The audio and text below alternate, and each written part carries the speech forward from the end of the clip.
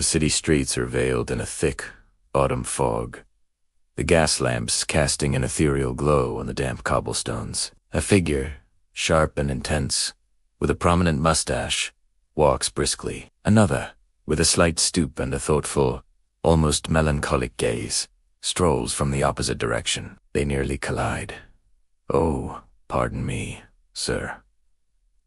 I was lost in thought. I was lost in thought, too, a common affliction in these murky times. But your face, it seems familiar. Have we met? Perhaps in the halls of some dusty university. I think not. I tend to avoid such halls. They stifle the spirit. My name is Kierkegaard.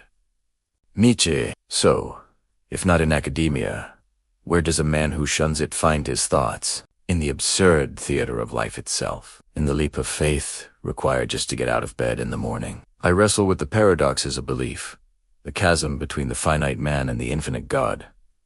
God, the great shadow that looms over Europe. But I ask, what if that shadow is receding? What if God is dead, and we, with our scientific certainties and moral complacency, have killed him? The implications are staggering. Man is now untethered, adrift in a meaningless cosmos. A terrifying freedom, indeed, but I see it differently. For me, the individual's subjective truth, their passionate, inward commitment, is what matters most. To truly exist is to choose, to feel, to suffer. The crowd is untruth. Salvation is a personal, solitary journey. The journey, yes, but not towards salvation in another world. It is a journey to become who you are, the Bermensch, the overman, the one who can stare into the abyss of meaninglessness and not only endure it, but affirm it. He creates his own values, dances on the ruins of old morality, and says yes to life in all its beauty and terror. This is the will to power, not as brute domination, but as self-overcoming. This self-overcoming, it sounds like another form of striving. You replace the leap of faith in God with a leap of faith in man.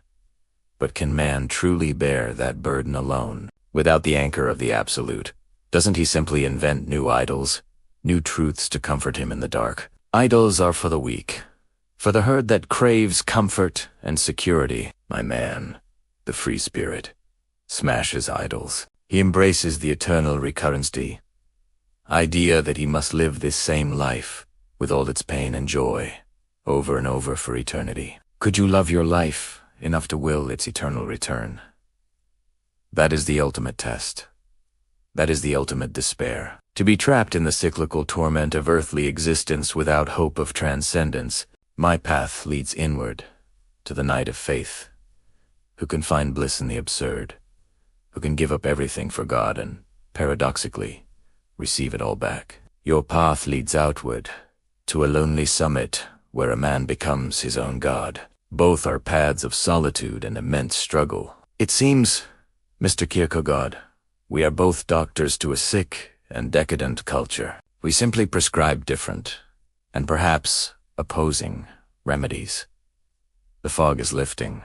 It was illuminating to cross paths with a fellow wanderer in this labyrinth. Indeed, Mr. Nietzsche. Perhaps in another life, on another street, we shall meet again. If you enjoyed this philosophical encounter, consider giving this video a like and subscribing for more journeys into the minds of great thinkers. Thanks for watching.